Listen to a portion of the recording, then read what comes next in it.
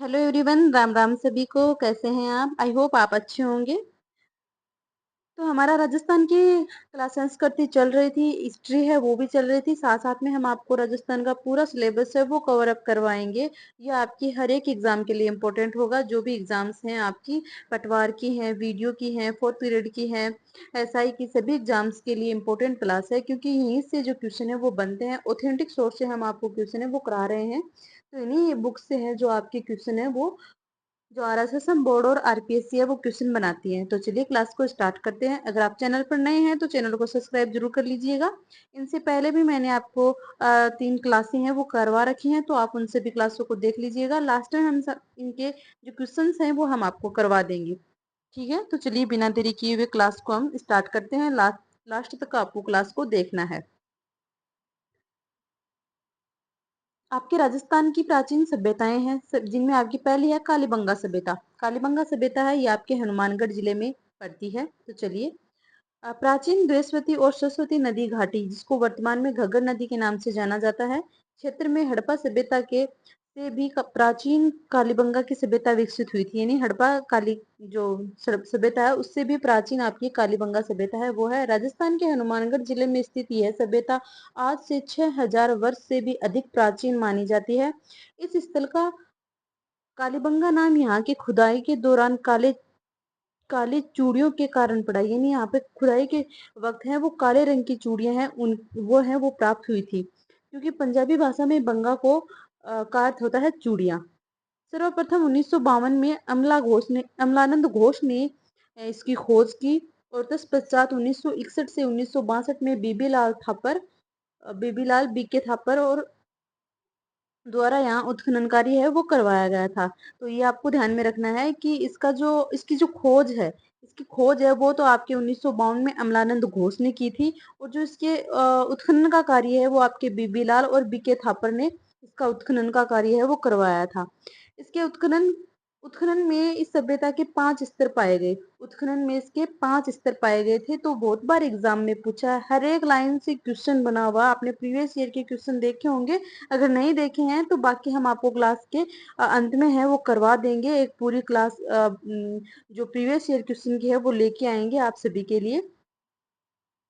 तो उसमें आपको पता चल जाएगा। बाकी जिन्होंने एग्जाम दी है बच्चे और भी एग्जामों में बैठे हैं तो उनको इस चीज का पता है कि क्वेश्चन बने हैं तो यहीं से ही बने हैं। और जो आरपीएससी है आपके आरएसएम बोर्ड है, ये सब जो क्वेश्चंस हैं वो यही, ये ऑथेंटिक बुक है उनकी, उन बुकों से ये क्वेश्चन बनाते हैं। बस थोड़ा सा इसका लेवल है, इसकी भाषा को थोड़ा चेंजमेंट करके बोलते हैं, बाकी क्वेश्चन यहीं से बनते हैं। ठीक है, तो इसका इसका जो उत्खनन है वो अब 5 स्तर में हुआ था।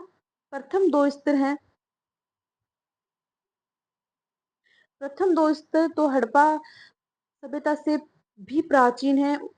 वहीं तीसरे और चौथे 5वें स्तर की जो सामग्री हड़प्पा सभ्यता के सामग्री के समकालीन है। यानी जो 2 स्तर थे वो तो हड़प्पा से पहले के थे, 2 तो हड़प्पा से पहले के थे, लेकिन 3 है वो हड़प्पा के समकालीन है, यानी हड़प्पा के समय के ही हैं। इस आधार पर कालीबंगा सभ्यता को 2 भागों में बांटा गया है। एक आपकी प्राक हड़प्पा हड़प्पा सभ्यता, दूसरी आपकी हड़प्पा सभ्यता। ठीक है,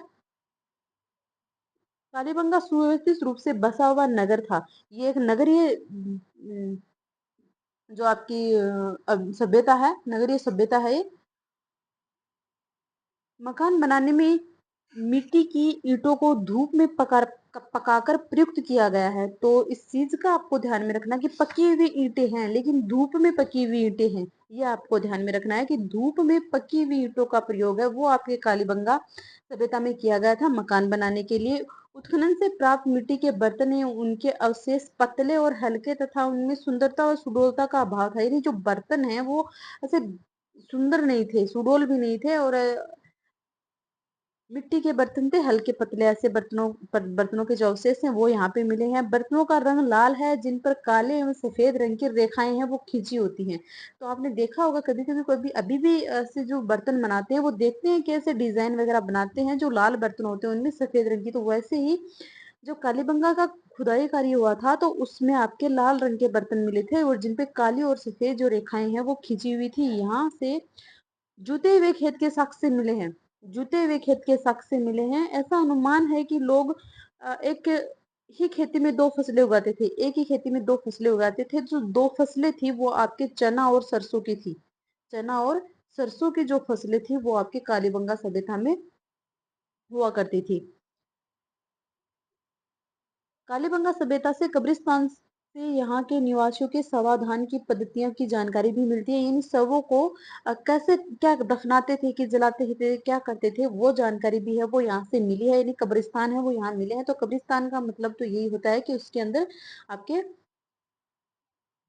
शवों को मिट्टी में दफनाते थे। एक साथ ही एक बच्चे के कंकाल की खोपड़ी में 6 छिद्र मिले हैं। ये यानी किसी बच्चे का कंकाल मिला है खोपड़ी का और उसके अंदर 6 छिद्र हैं। ठीक है, इस प्रकार जिसे मस्तिष्क शोथ बीमारी के इलाज का प्रमाण माना जाता है। यहाँ से प्राप्त खिलौना बैलगाड़ी है। हवन कुंड है, लकड़ी की नाली है, बेलनाकार मुहर हड़प्पा सभ्यता में अपना विशिष्ट स्थान रखती है। और जो इसकी भाषा है कालीबंगा में आपके, तो उसकी भाषा है वो भी आपकी कालीबंगा सभ्यता की जो मुहरे हैं उसके ऊपर इसकी जो भाषा है वो लिखी हुई है। आहड़ सभ्यता, अगली सभ्यता आपकी आपकी आहड़। ठीक है, आहड़ सभ्यता है ये उदयपुर शहर के पास बहने वाली आहड़ नदी या फिर आयड़ नदी के तट पर है। वैसे आहड़ के उत्खनन का जो फलस्वरूप है वो 4000 वर्ष पुरानी पाषाण धातु युगीन सभ्यता के अवशेष सामने आए हैं। यह सभ्यता एक टीले के नीचे दबी हुई थी। ये जो टीले है, ये जो सभ्यता है ये टीले के नीचे दबी हुई थी। इस कारण इसको धूलकोटू बोलते हैं। धूलकोटू यानी धूल का टीला। सर्वप्रथम 1953 में अक्षय कीर्ति व्यास आहड़ सभ्यता का ये जैसा है। ऐसे आहड़ होते हैं ऐसे अक्षय कीर्ति, तो ये ध्यान में रखना। आहड़, आयड़ नदी और अक्षय कीर्ति व्यास 1953। इसके बाद रतन चंद्र अग्रवाल व एच डी सांकलिया के निर्देशन में इसका जो उत्खनन कार्य है वो हुआ। इस सभ्यता के लोग इस सभ्यता के लोग मकान बनाने में धूप में सुखाई गई ईंटें एवं पत्थरों का प्रयोग करते थे। तो कालीबंगा और आहड़ सभ्यता है उसमें जो ईंटें थी वो पकी थी, लेकिन वो किस में पकी थी, वो धूप में पकी हुई ईंटें थी। आहड़ के लोग अपने मृतकों को गहनों व आभूषणों के साथ दफनाते थे।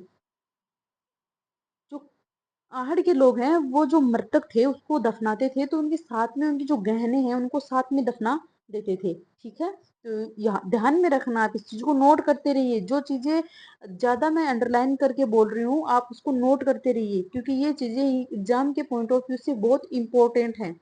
जो इनके मृत्यु के बाद भी जीवन के अवधारणा का समर्थन होने का प्रमाण है। उत्खनन में मिट्टी के बर्तन सर्वाधिक मिले हैं। तो सर्वाधिक उत्खनन में मिट्टी के बर्तन है वो आहड़ सभ्यता से मिले हैं। जो आहड़ को लाल काले मिट्टी के बर्तन वाली संस्कृति का प्रमुख केंद्र है वो सिद्ध करते हैं। यानी यहाँ पे लाल काली मिट्टी के जो बर्तन है वो सर्वाधिक मिले हैं आहड़ सभ्यता से। आहड़ का दूसरा नाम ताम्रवती नगरी भी मिलता है, यानी इसको ताम्रवती नगरी है वो भी कहते हैं। जो यहाँ तांबे के औजारों एवं उपकरणों के अत्यधिक प्रयोग के कारण रखा गया है। उत्खनन के से प्राप्त ठप्पों से यहाँ रंगाई छपाई व्यवसाय में उन्नति होने का अनुमान है वो भी लगाया जाता है। यानी उत्खनन में यहाँ पे रंगाई छपाई की जो व्यवसाय है ठप्पे जैसे दीवार पे लगे हुए होते हैं ऐसे यहाँ की जो जानकारी है वो यहाँ से मिली है। तो इससे पता चलता है कि रंगाई छपाई का जो कार्य है वो यहाँ किया जाता था, व्यवसाय है वो यहाँ किया जाता था। तांबे के औजारों के कारण यहाँ इसको ताम्रवती नगरी है वो कहते हैं। मिट्टी के सर्वाधिक बर्तन है वो आर्य सभ्यता से मिले हैं। अगली आपकी गिलुंड सभ्यता। अगली आती है गिलुंड सभ्यता। ये राजसमंद जिले में स्थित है। गिलुंड कस्बे में बनास नदी के तट पर है। बनास नदी के तट पर ये है। घग्गर नदी के तट पर आपकी कालीबंगा है और जो आपकी आहड़ है वो आयड़ नदी के तट पे है। ठीक है, बनास नदी के तट पर दो टीलों के उत्खनन के फलस्वरूप आयड़ संस्कृति से जुड़ी यह सभ्यता प्रकाश में है। ये दो टीलों के उत्खनन के फलस्वरूप आई थी, आयड़ नदी की संस्कृति से जुड़ी है जिसे बनास संस्कृति के नाम से पुकारा जाता है। गिलुंड सभ्यता है ये बनास नदी के किनारे है और इसको बनास संस्कृति के नाम से भी जाना जाता है। 1957 से 58 में बीबी लाल के निर्देशन में यहाँ उत्खनन कार्य किया गया था। यानी इसका जो उत्खनन कार्य है वो बीबी लाल के निर्देशन में किया गया था। तत्पश्चात 1998 से 2003 के ईस्वी के मध्य जो पुणे के डॉक्टर वीएक्स शिंदे व पेनिसिल्वेनिया के विश्वविद्यालय अमेरिका के प्रोफेसर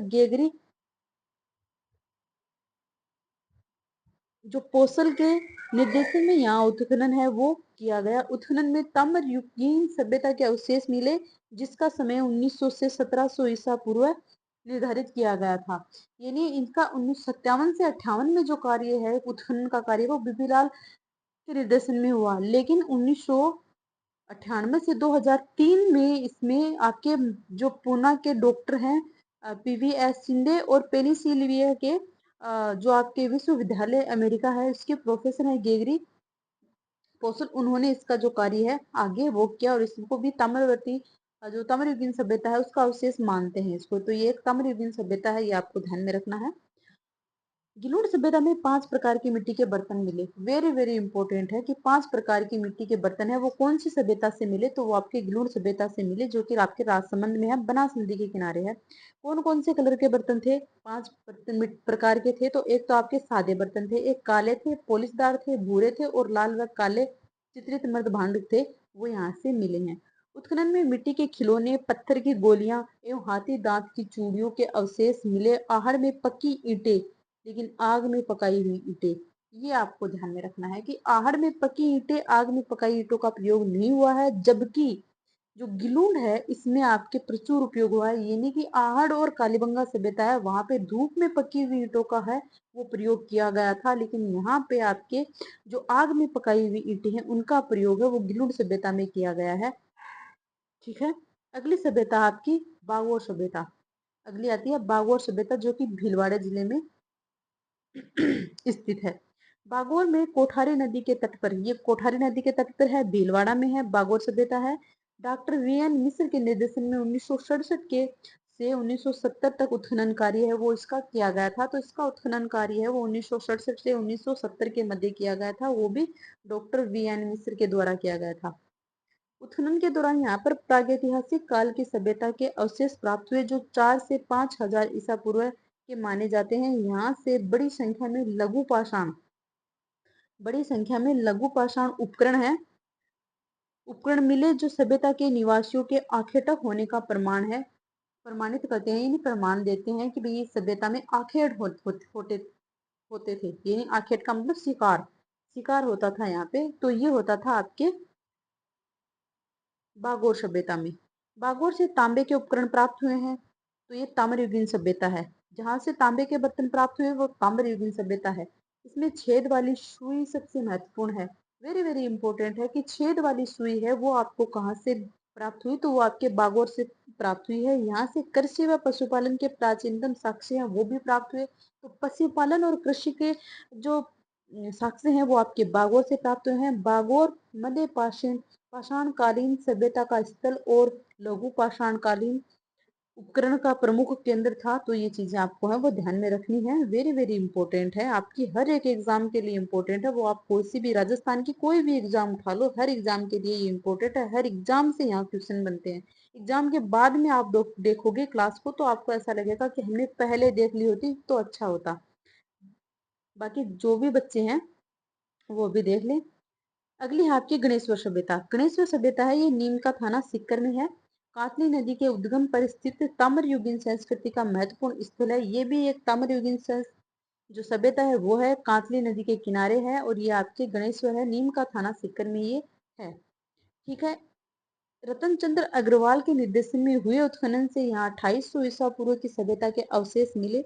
गणेश्वर से अत्यधिक मात्रा में तांबे के आयुध व उपकरण मिले, जो इसे ताम्र युगीन सभ्यताओं के प्राचीनतम सिद्ध होती हैं। यानी यहाँ से बहुत ज्यादा मात्रा में आपको तांबे के जो आयुध यानी उपकरण है वो यहाँ पे मिले थे। यहाँ से तांबे के उपकरण व पात्रों में 99% तांबा है वो था। यानी कि सर्वाधिक जो तांबा है वो यहाँ से निकाला गया है, जो इस क्षेत्र में तांबे की प्रचुर प्राप्ति का प्रमाण है। यानी यहाँ पे प्रचुर प्राप्ति है तांबे की। और तांबे की अभी जो खाने हैं वो भी सर्वाधिक हमारे खेतड़ी में ही है। ठीक है। तो नीम का थाना है, झुंझुनू में पड़ती है खेतड़ी, और ये नीम का थाना ये गणेश्वर सभ्यता में आते हैं। यहाँ से जो मिट्टी के बर्तन प्राप्त हुए हैं उन्हें कृप कृपवर्णी मत मर जो सॉरी मृद पात्र कहते हैं। यह बर्तन काले व नीले रंग के सजाए हुए हैं। गणेश्वर सभ्यता की ताम्र सभ्यताओं की जननी माना जाता है। यहाँ से तांबा हड़प्पा व मोहनजोदड़ो में भी भेजा जाता था।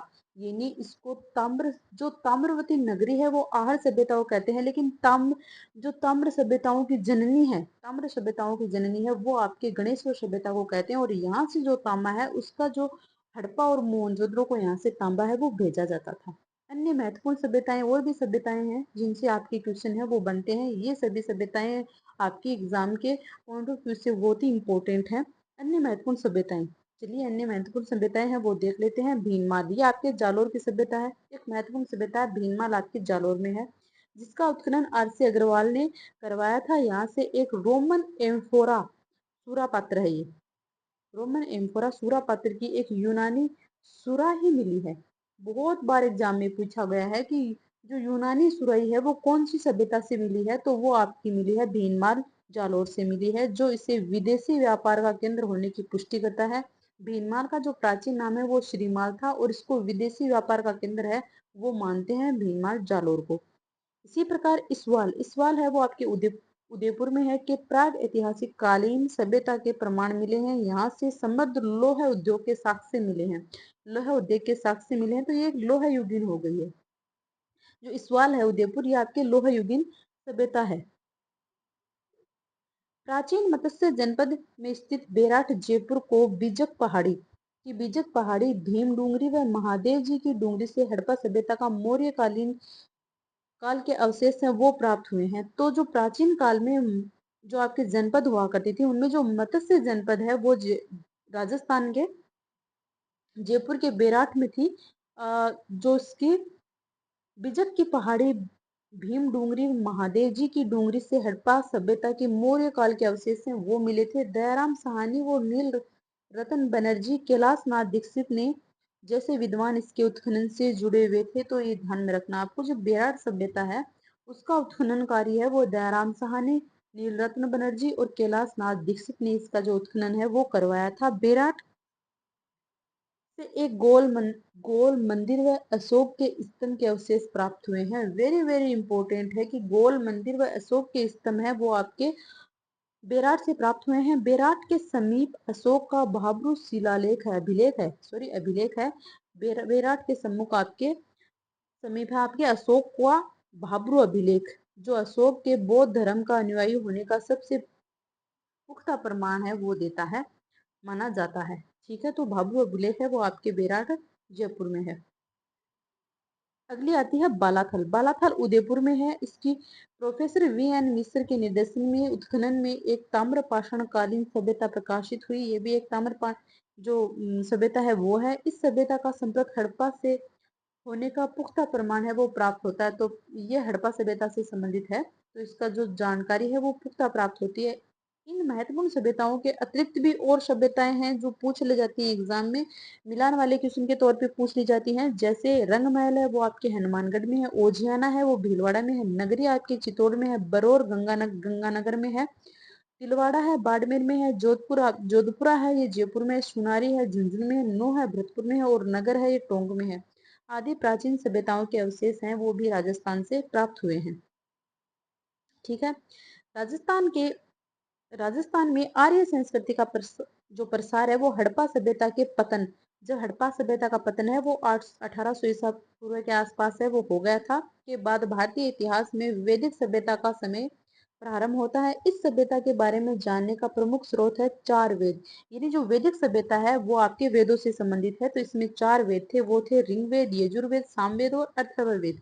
चारों वेद हैं, इसलिए इसे वैदिक सभ्यता है वो कहा गया है। राजस्थान में इस सभ्यता के अवशेष हैं वो अनूपगढ़, तरखान वाला डेरा व चक 64 में मिले हैं। तो ये आपको याद रखना है, ध्यान में रखना है। पटवार एग्जाम में आपके वेरी इंपॉर्टेंट है, बहुत बार ये क्वेश्चन है। ये आप पिछले जो एग्जाम के आप क्वेश्चन देखोगे उसमें ये जो यजुर्वेद सामवेद है यहाँ से क्वेश्चन है वो आए हैं आपके। ठीक है, महाकाव्य महाकाव्य काल में राजस्थान में आर्यों की अनेक बस्तियों के उल्लेख मिलते हैं। आर्यों की अनेक बस्तियों के उल्लेख मिलते हैं। रामायण से ज्ञात होता है कि राम रावण युद्ध के समय जब दक्षिणी सागर ने अपने ऊपर सेतु बनवाकर स्वीकार किया नहीं किया, तो भगवान राम ने उसे भयभीत करने के लिए खींचा हुआ अपना अमोघ अस्त्र है राजस्थान की ओर फेंका था, जिससे यहाँ समुद्र के स्थान पर मरुस्थल हो गया। ये किंवदंती है, पता हुआ या नहीं हुआ इसका कोई पुख्ता प्रमाण नहीं है, बट है, ये महाकाल में पहले के उल्लेख हैं उनमें मिलता है। यद्यपि आज वैज्ञानिक युग में इस कथा को स्वीकार नहीं किया जाता है, वैज्ञानिक युग में इस कथा को स्वीकार नहीं किया जाता, ये किंवदंती है, लोगों का लिखा हुआ है। किंतु रामायण के रचयिता राजस्थान के भूभाग से परिचित थे, तो प्रमाणित हो ही जाता है। महाभारत में भी राजस्थान को आर्यों का प्राप्त उल्लेख हुआ है। राजस्थान में भी आर्यों का प्राप्त उल्लेख है, वो महाभारत काल में भी हुआ है।